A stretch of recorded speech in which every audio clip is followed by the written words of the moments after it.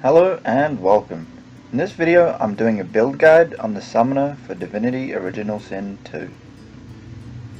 First things first, character creation. As a summoner you will be focusing on controlling the battlefield and dishing out the bulk of the damage with your summons, so the obvious choice for class will be Contra. The race is up to you, although the two best races for this build would have to be Dwarf or Human. Dwarf has the Petrify ability, so will be able to incapacitate an enemy, taking them out of the fight for one turn. While Human has the Encourage ability, which can be used to buff your entire party. This includes any summons active, raising their primary stats. I chose Dwarf as the Petrify ability will reduce incoming damage, keeping your summoner alive so the minion can get to work.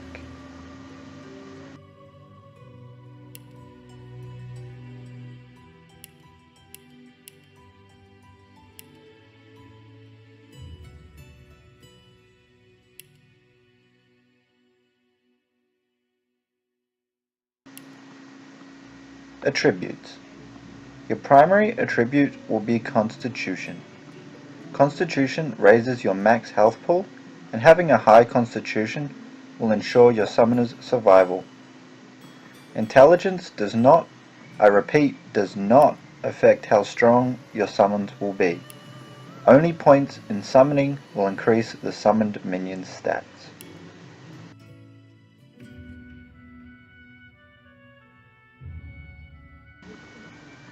Beginning combat abilities I have chosen for this build is 1 point in summoning and 1 in polymorph. I chose polymorph as the utility gained from this tree has good synergy with the build. The skills I begin with are Conjure Incarnate, which is your bread and butter, along with Farsight and Fusion, which buffs your summon and grants the ability to perform ranged attacks. From the polymorph side, I went with Chameleon Cloak to get me out of tight spots if need be. Later on, this skill line will be valuable, picking up Chicken Claw for an additional control skill, Wings for your combat movement, as positioning can ensure victory, along with the other useful abilities.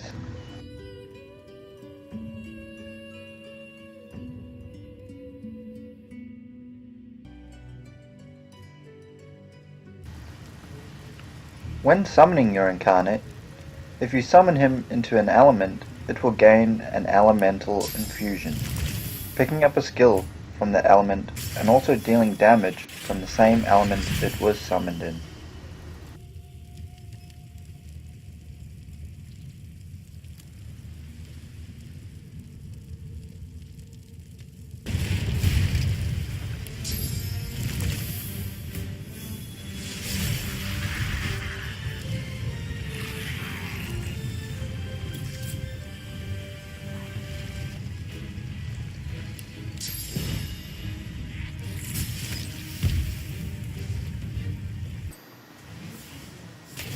Pre-summoning and buffing your incarnate is the best tactic before a fight, giving him a chosen element and freeing up your action points to make other moves with.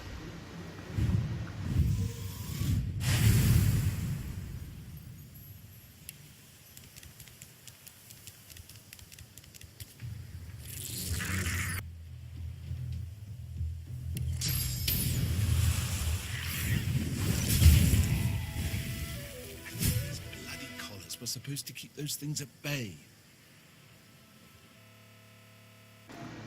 The first companion I chose to complement the summoner was the Red Prince. I made him a lizard wizard, as the synergy is amazing and can straight away make a massive difference in battle. You can now buff the summoned minion with oil and fire elemental effects prior to a fight.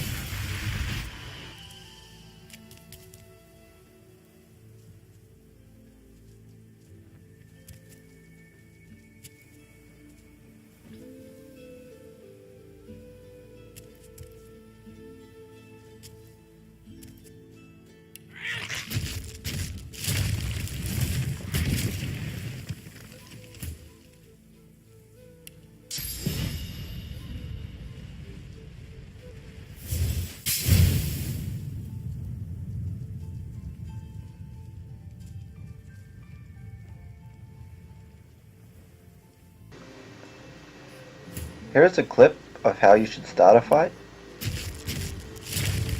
First buff, then enter combat.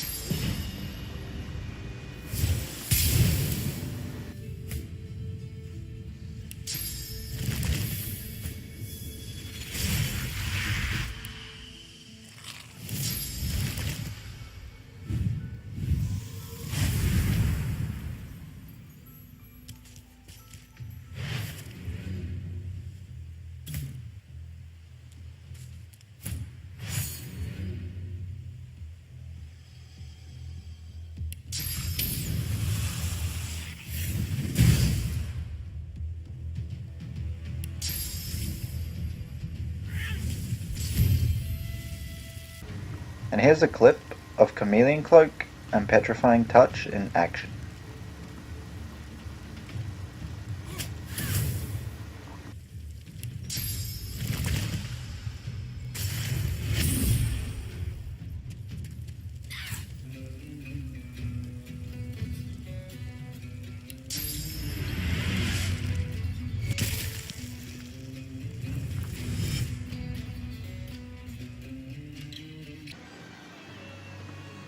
As you progress through the game, you will want to spend the majority of points in Constitution to raise your max health.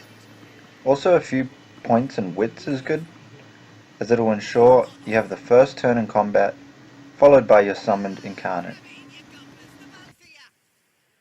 If you don't like the game, Topsy, you can fold. From now on, all you will want to spend skill points on is summoning.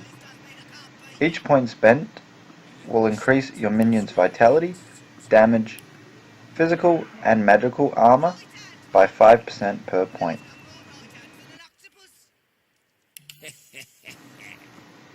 The talents are up to you. Usually I'd pick bigger and better and all skilled up early game for the extra ability points.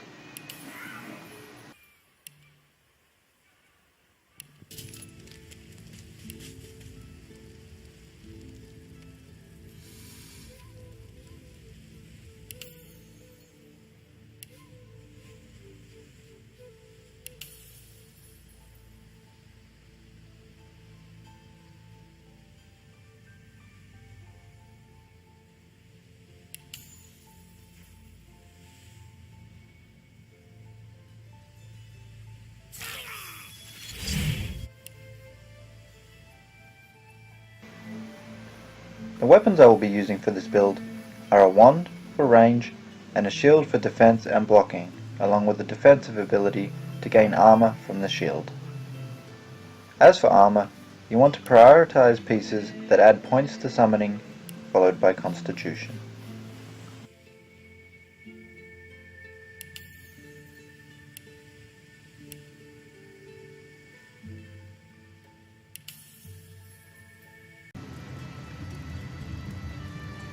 Here, I just switched to a different character to show you the Champion Incarnate.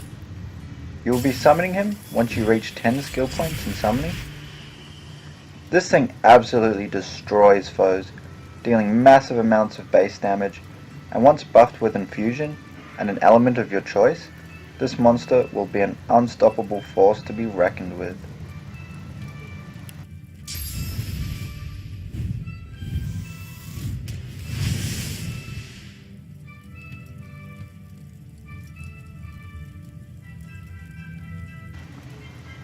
Well, that's it for now. Hope you guys enjoyed the build. Thank you for watching, and until next time, bye.